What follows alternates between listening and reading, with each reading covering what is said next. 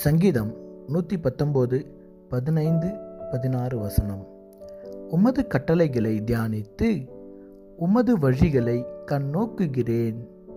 உமது பிரமாணங்களில் மனமகிழ்ச்சியாயிருக்கிறேன். உமது வசனத்தை மறவேன். ஜெபத்திற்கு பெரிய வார்த்தைகள் முக்கியமல்ல, ஆனால் நம்முடைய தேவைகளை சோத்திரத்தோடே பிதாவாகிய தேவனுக்கு எளிமையாக தெரியப்படுத்துங்கள் என்று பிலிப்பியர் 4:6 சொல்லுகிறது.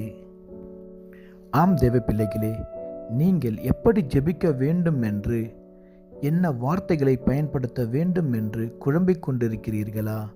வார்த்தைகள் முக்கியமல்ல. உங்கள் ஜெபத்தில் சோத்திரத்தோடு கூடிய ஜெபத்தை நீங்கள் ஏறெடுக்கும் பொழுது தேவன் அதை சந்திப்பாராக.